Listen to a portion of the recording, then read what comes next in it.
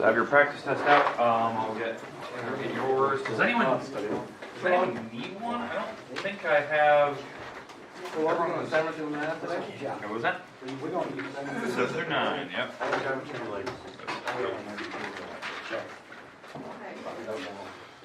Okay, everyone's got one. I don't need to print out. All right, perfect. Okay, goal today, 7 through 9. We did 4 through 6 yesterday. I want to get through 7 through 9. Number 7 is the geometry proof. And then 8 and 9 should be the ones that should be more familiar to us, and we'll get to those. Those will be the types of angles and stuff. Obviously, number 1, 1 through 6, and then when we get to the new 3 today, those are fair game for any questions. If you want to review today, you can ask. I had a couple questions yesterday about number 1, just like what type of other pictures I could put there. I had a couple questions about the algebra problem yesterday that we did. So again, any questions 1 through 6 are fair game because we did those yesterday. And then we'll get to 7, 8, and 9 today. But number 1 was points, lines, and planes. So the big thing I'm checking for on that one is notation, so keep that in mind. Number 2 here, this was find the distance. The distance formula will be provided for you. It'll be on the board over here by today's goal. Number 3, angles, the parts of angles, the classifications of them. It'll be a different picture, but I'll ask a series of questions about it. I'm more or less worried about this bottom one because I could put a lot of different things here. We talked about that. Number 4, this one we did yesterday where you had to give me 3 words per picture.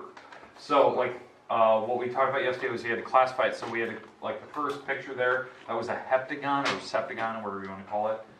It was concave, it has cavity, and it's irregular. Even though I know the walls are marked, but the angles aren't, so it's irregular. So you need 3 words per picture. So this picture right here you had to do on your own. You should have 3 words. The name of it, is it convex or concave, and then is it regular or irregular? You have to put 3 words per picture. Same on the test. This problem was the kind of the one that I wanted to make sure that everyone knew yesterday. We spent a lot of time on number 5. That is worth 7 points. Okay? The reason why that's worth 7, you have to tell me if that sentence is true or false to begin with. You had to write the 3 other sentences for it. The converse, inverse, contrapositive, and then tell me if those are true and false, each. We spent a lot of time on that yesterday, so make sure that you are understanding, when you do that problem, you have to label which one's the converse, which one's inverse, which one's contrapositive. If you don't, I automatically count it wrong, because you don't know which one's which. So be careful of that. That might be one you want to watch over again, on the video, because I posted that video yesterday afternoon at 1 o'clock. So it's online.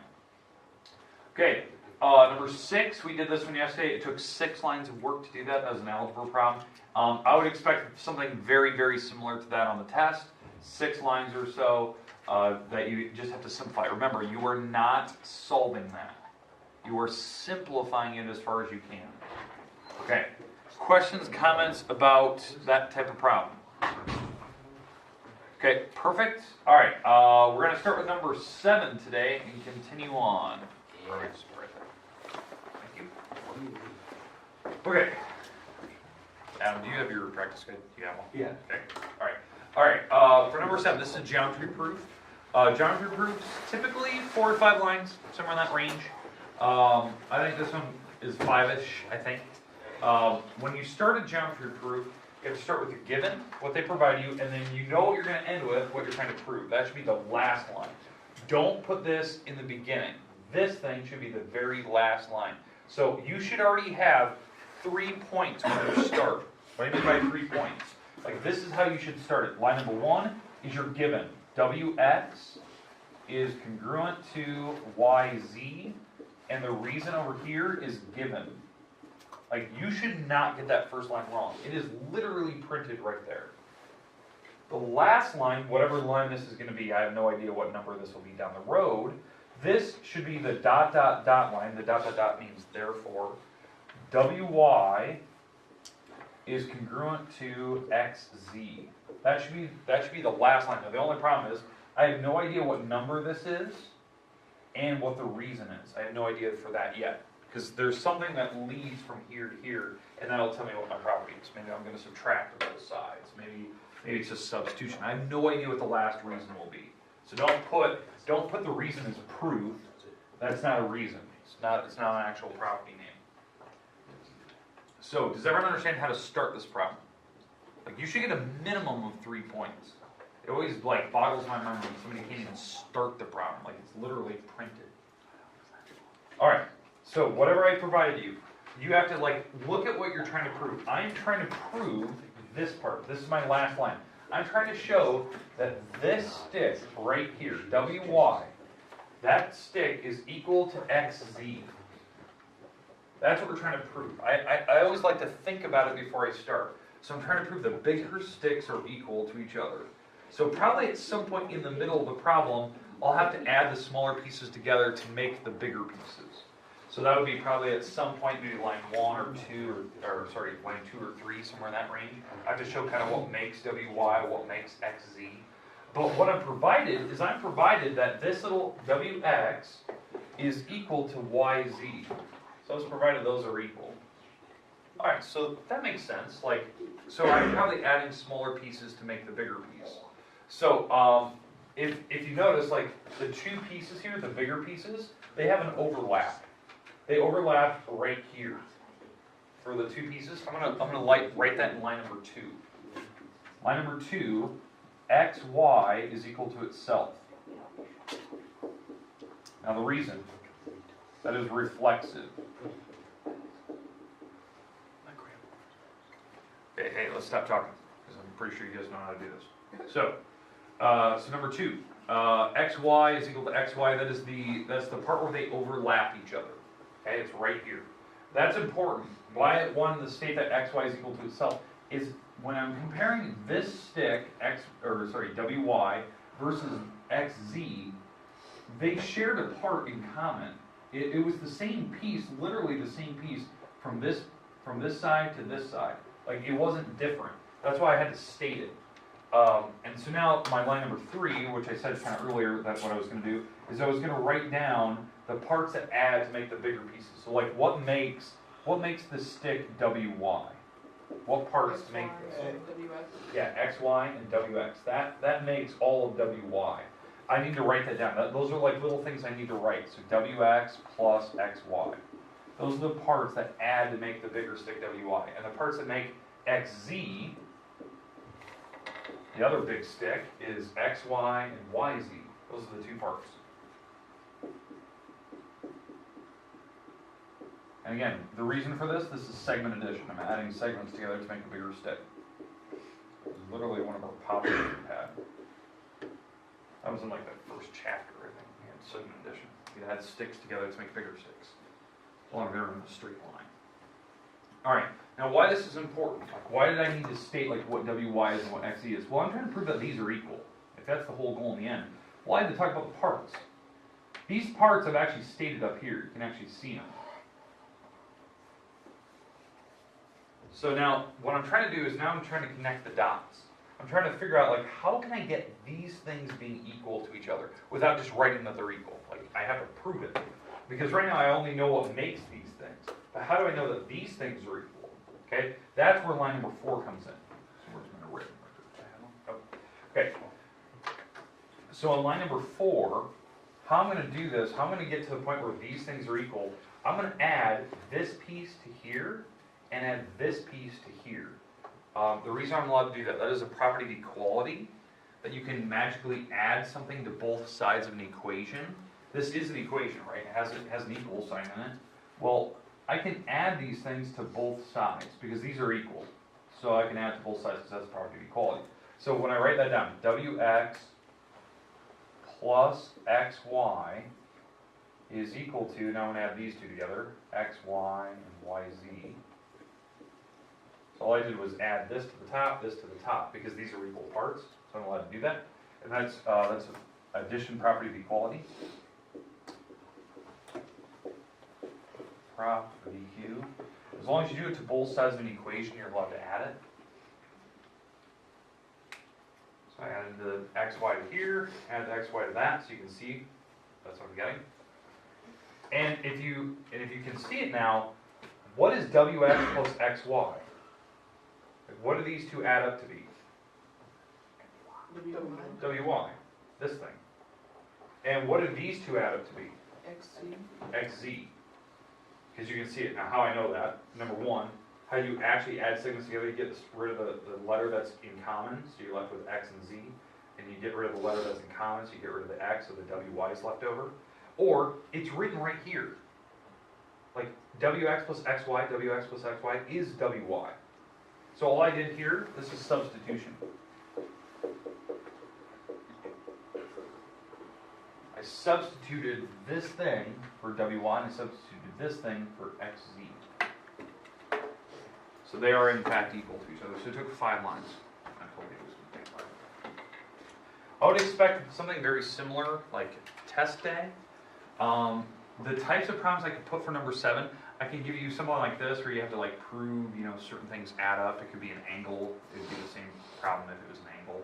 I could do one where there's a little bit of algebra in it, where you have to prove, like that you can find what X is in a problem. And we had a bunch of problems like that from the homework where, they gave you things like this is X plus 2 and this is a 10. And somehow in the problem they said that these walls are equal, and you had to prove that X is equal to 8. That's what you're trying to prove on that geometry problem. Okay, so if they told you line number 1 that these are equal, line number 2 I would set this equals to this, and then like do the math and solve it. Like subtract 2 to both sides, and you proved it's 8. So remember, when you do a geometry proof and you're doing algebra in it, you don't have to do all the lines like we did in number 6. You can like just say, oh, I'm subtracting to both sides, and there's my answer. So like those problems are way shorter, but these take a little bit of effort. But it'll be something short. I'm not going to try to make one that's crazy long. The one I would expect, 5 lines, 4 lines, something like that. Something kind of easy. Okay, questions about what to do on number 7. Okay, again, if you want an example, I can always just pull one from the book. We can try one on the board today. So don't be afraid to ask for one. All right, let's move on. Let's go on to number 8 and 9 today. These are my last 2 that I want to cover.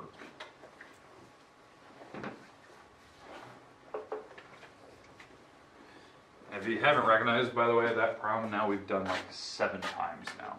It's the problem that we did in class one day for notes. We did it in practice test day. We did it the day leading up because there was homework. And then we did it on a day where we did an activity where you guys are doing proofs in class, where you did a rotation activity. So it's like the 7th, 8th time we've done it. All right, number 8. You have to find the types of angles. Now, I gave you the list here of like what you could use. So I even added a number, or added one of the words, so you can use alternate interior, the list right here. Alternate interior, alternate exterior, same side interior, same side exterior, corresponding or vertical. So I did throw vertical in there. So it's a little bit different than the previous test we did, chapter 3 test. So those are your options you can pick from. So I just picked a couple different numbers, and you had to tell me what's the relationship. Okay? So let's start with 2 and 6. Alternate interior. Yeah. 2 and 6 are alternate interior. They're interior, the 2 lines that look kind of parallel, and they're alternating sides to that transversal. The transversal is the line that's going across in this case. It's cutting through both parallel lines. So that is alt interior. So alternate interior. Okay. Let's go down. Let's do this one right here. 2 and 3. Same side interior. Yeah. Same side interior. So same side interior. And notice that I'm writing it out. I'm writing it full words out. I'm not abbreviating. I'm not just writing interior. I got that wrong. You have to actually tell me what specific type. Can we abbreviate alt? Like, just Alt. You can write alt, but you need to write interior after it. So, 7 and 5. Let's do the last one. Corresponding. 7 and 5. Those are corresponding. Yep.